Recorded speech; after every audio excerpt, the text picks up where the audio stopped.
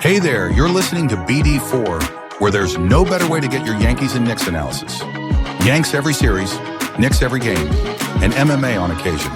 Here's your host, RJ Carbone.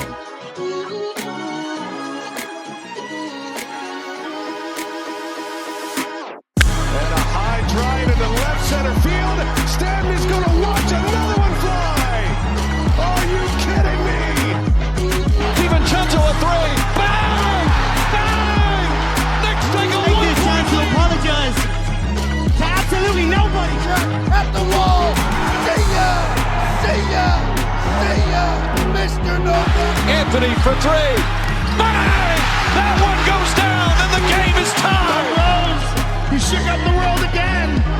I did it again. But God did it, man. I really just had Gonna have to. Brunson running away. Oh my! He has been the best player to put on that uniform. Ball game over. Yankees win. The Yankees win.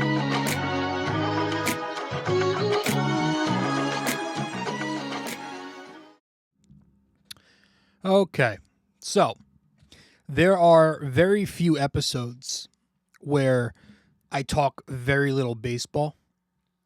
This is probably going to be one of those episodes where I talk very little baseball. Now, we're going to go over a little bit of the Miami series because it is very late. I'm recording this episode on a Tuesday. It's Tuesday the 5th. All right, so a couple days later. So we'll talk about the Marlins series. We'll just recap a little bit of what happened.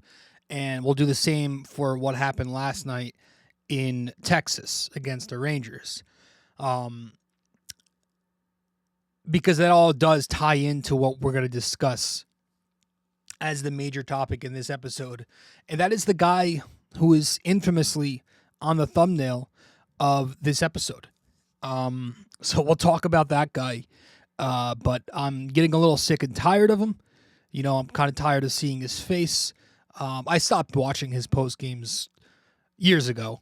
I'll catch a clip here and there on social media, which is why I'm going to respond to that tonight, or today. Yeah, I'm sick of him. I think everybody is sick of him at this point. And we all want him out of here yesterday. So we're going to do that. That's just a heads up of what's coming up in this episode here. So the Yankees went out there and they had themselves, let's be honest, a hell of a trade deadline. And anybody who is upset over the trade deadline, I think you're fucking insane because Cashman gave away nothing for multiple top guys with years of control on all of them. You literally can't be upset upgrading your roster. But they went out there and, everybody was, the vibes were kind of high. Okay, we're here. This is going to change. And they have gone since 0-4. On Friday in Miami, that was the infamous, I don't even know what you want to call it, roller coaster game where they lose 13-12. The most insane, disgusting, unique game that I've ever seen as a baseball fan. It was you have the lefty Rodon going up against the righty Junk. Perfect description of the Yankees. But the Yankees go up 6-0 through 4.5 innings. You get the Stanton home run, Dominguez and Bellinger contributing with some RBIs. Now, Rodon was awful. He was terrible. He could not find the zone. And Loaisiga, both of them two, Rodon and Loaisiga, couldn't get through the bottom of the 5th inning properly. And so the Yankees give up some runs, but they eventually go back up 9-4 later in the 7th inning. It was a Grisham home run. And then the fun began. Jake Bird comes into the game later. He allows a grand slam in his Yankees debut. David Bednar debuts. He gives up the lead with a home run and a bunch of hits. Volpe ties the game with a home run in the 8th. McMahon and Volpe pick up some big hits in the 9th to put the Yanks up 12-10.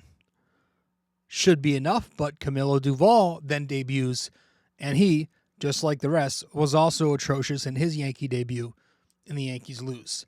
And in the midst of it all, the Yankees continued to play baseball the way they've been all year. It's a slop fest. Volpe, Dominguez, Wells, Caballero. We'll talk about all that later. But it was pretty amazing how all four of the acquisitions they got from Thursday's deadline collectively blew this game. So I tried to brush that one off as a fluke because it was so bizarre and so perfectly written that, like, there's no way that was real. Saturday, they respond to that with no energy, and they were just miserable. Seemed like they let it affect them. They lost 2-0 to a bad Marlins team. I don't care what anybody says. They're 500. They're not good. The righty Cam Schlittler against the righty Perez. Yuri Perez is good, and he shut down the Yankee bats. They were a no-show. They were lifeless. They were dead. They had 2 hits. Stanton had a single in the first with 2 outs, and Rice doubled in the 5th, but he was stranded when McMahon struck out and Volpe grounded out. But the Yankees continued to make more egregious mistakes in this game. Again, mundane for them. It's normal. This is what they do best. And we will get to that later. Schlittler pitched in this game. He was good. The pen was good. Real briefly, we'll tip our cap to Cam Schlittler, who goes 5 innings of 2-run ball, 4 hits, couple of walks, 6 strikeouts, did give up 2 home runs, 92 pitches, took the loss. Again, he needs to be more effective with his pitch mix. That will come over time. Develop that changeup a little more. Gives up a lot of hard hit balls to the pull side, which yields the home runs that he has been giving up. A lot of guys pull the ball in the air on him. You know, lefties are still tough for him to consistently neutralize because he doesn't have a breaking pitch that goes the opposite direction. But the curveball for sure helps against lefties. You know, in this game, he used it early in the counts, dropped it in for called strikes. It threw some batters off. Started going away in the zone with it also, backdooring it. The fastball remains his best weapon.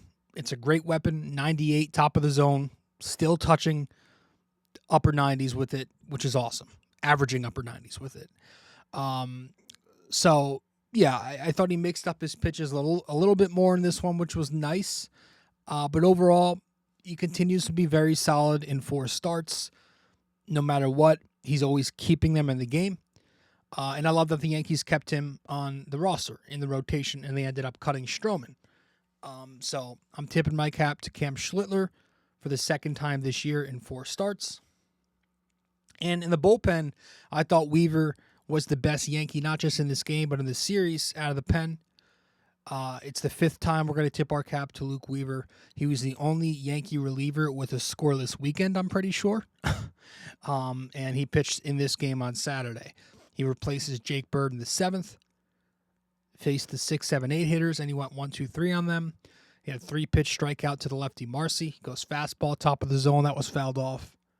Fastball, bottom of the zone for a called strike, and he goes changeup going away to get the swing and miss, strike 3. So his final line, 1 inning, no runs, 1 strikeout. And then you get to Sunday. The Yankees lose 7-3. You have the righty Luis Heel making his debut against the righty Edward Cabrera, who was a trade target for a lot of teams. Never ended up going anywhere. Good pitcher. Luis Heel coming back for the first time this year was, to be kind, atrocious. Definitely wasn't ready. No command, no rhythm, never gave them a damn chance. He wasn't missing bats. He gives up the Yankee lead almost immediately.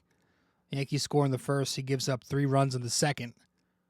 Allows 3 more runs in the fourth to put the Yankees to bed. It was 6-1 Marlins by then. His final line, 3 1/3, 5 runs, 5 hits, 4 walks. Strikes out only 3, 77 pitches, takes the loss. And that was basically it for Luis Heel. Hopefully he can get right by October if they make it. The only source of legitimate offense, Trent Grisham's first inning home run. Jazz Chisholm later hits a garbage time home run that nobody cared about.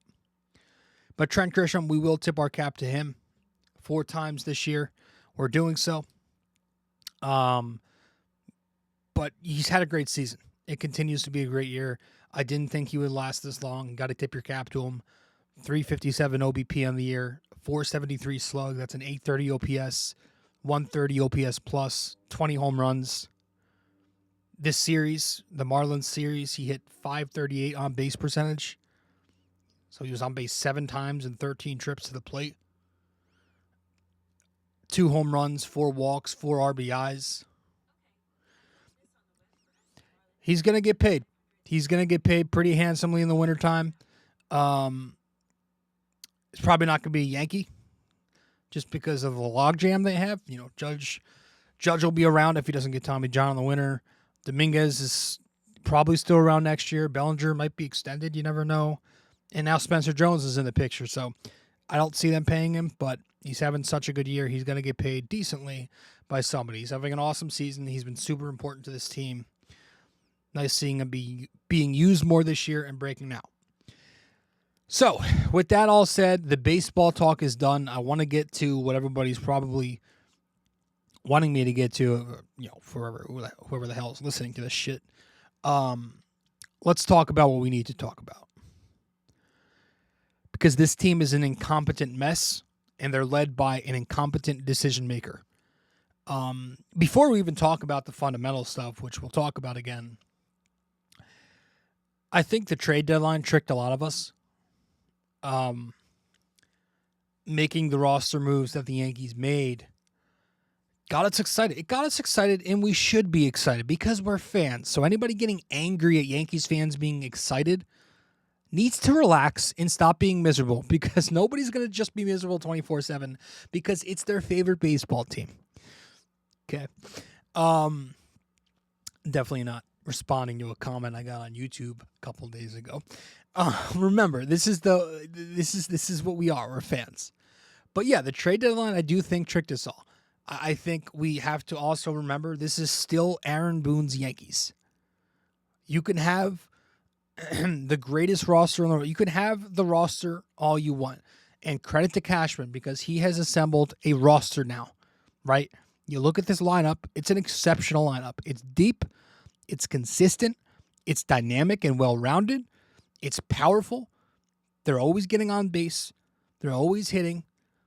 They're very balanced left and right. Last night, the fact that they were able to platoon against Patrick Corbin, that is why they made the moves they did, so they can attack you and win matchups. They have the lineup. The starting rotation should be enough with your top 3. Fried and Rodon do need to get their shit together ASAP, but they're expected to. And the bullpen, which was the glaring issue all year long, now has depth to it. So you've got a roster that has no excuse. So what that says is anything from here on out that's not winning is on the manager. And so the fact that they're already 0-4 after these moves they made, that's the manager. The manager doesn't know how to use those depth pieces. And you saw it firsthand last night. I said it last episode. The Yankees have the ingredients. They do not have the cook. What happened last night? Devin Williams comes in to close the game. You go to your super pen, and they were excellent. Weaver was excellent. Doval and Bednar were excellent. But and we said it last show, Aaron Boone cannot be hell-bent on keeping Devin Williams as the closer if he continues to struggle. What has he done to earn that role, no matter what? This is the problem with the Yankees. They just give guys spots and never, ever, ever take it away. That's not managing. It's the opposite. Devin Williams has not had a good year. It's August 5th, and he has a 5.10 ERA. Just because he had a couple of good weeks during the middle of the season where he wasn't horrendous doesn't mean he's earned his role. I mean, what are we doing? This is a guy who won't be on the team next year. You're not paying him anyway. So make the change. The depth is there. There are no politics involved because you're not paying him past this season. So you look at your bullpen, and between Weaver, Doval, Bednar, Hill, now you have Leiter back. Cruz will be here in a bit. You've got options now to where you don't need to force feed us Devin Williams every ninth inning. But the Yankees, like, their manager is sitting there, and I guess it's like he's just worried about feelings and ego. That's the only thing I can think of. They're managed by somebody incompetent who worries about feelings and ego. Devin Williams already lost the closer role this season before, and the only reason he got it back wasn't because he was pitching well. It was because they put Weaver on the phantom DL to lessen his workload and try giving Devin Williams another shot. Poor Devin, right? Well, guess what? He's failed. We're here. He has a 5+ ERA, and there are less than 50 games remaining. All year, he has shown you that he doesn't have the confidence for that role here in New York City. It's insane to me. But this guy, Boone, continues to sit there and make excuses in the press conference because he's the team mom, right? No hurt feelings. It's all good. Which is also why the Yankees keep playing like children every night. Why do you think they're a sloppy mess? Obviously, you got to put some blame on the players, but at some point, you got to think of what's the common denominator. I mean, the Yankees, they don't know how to play the sport that they're in. They don't play baseball. Guys are dropping routine fly balls. Wells drops a foul ball in the Miami series. Guys are forgetting about trail runners with multiple men on base. Dominguez on Friday in Miami forgets about the guy going from first to second because he's worried about the guy who's already on third base. You got your catcher and pitcher not communicating for a simple mound visit. I mean, Rice was almost drilled in the head by a 100-mile-an-hour heater by Cam Schlittler the other day because he hops out of the catcher's box and he runs to the mound. You got guys forgetting how many outs there are. Wells making an unacceptable mistake on Friday in Miami. I mean, think of the things I'm saying. Guys are getting doubled up on pop-ups that are right next to them. Jazz Chisholm. Like, guys come in here who are known for their glove, and they make stupid errors like Jose Caballero did on Friday, whenever that was. You got Rojas sending Grisham from second base, sending him home on a Stanton 111-mile-an-hour single to left field. Grisham's already got a bad hamstring. He's slow as it is. Wasn't even close. What are we doing? Guys aren't able to make simple routine throws. You got Max Fried airmailing a ball to center field yesterday. I mean, they're kicking, dribbling, spitting, shitting, dribbling the ball all over the diamond. Got guys forgetting what bag to cover off of a double cut relay play. Volpe and Jazz yesterday didn't know who was going to go up for that ball up the middle. Time and time again, they play like children. You only get 27 outs. You get 27 valuable outs to play with in this game. That's how this sport works. The Yankees give away way too many of them on both sides. They are not a professional baseball team. They're a baseball team who happens to have professionals on it. This sloppiness needs to be cleaned up in the offseason. Internally, fix your player development system. Cut off the head of the snake. And we know who that is.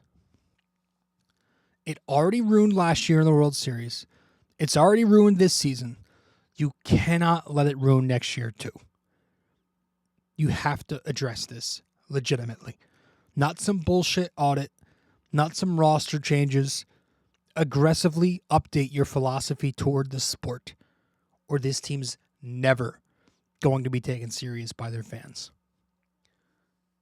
Because by what we keep seeing, the manager and the organization doesn't seem to think this is a big deal. Every time Boone is asked about these questions regarding the Yankees' sloppiness, it's oh, well, compared to the rest of the league, our metrics are good. First of all, your metrics suck because statistically, you're not top in any defensive metric. Second of all, comparing yourself to the field is different than comparing yourself to the very best, which is what you should be doing.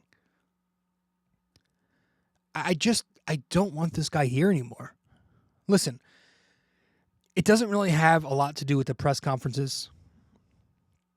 Unlike most Yankees fans, at this point, I don't give a damn what Boone says in his postgame. Who cares? I don't listen. I look at the product. Okay, I look at the product and I see the personnel keep changing. Right? They changed it in the offseason. Let's replace Soto and Torres and get better defensive players in here.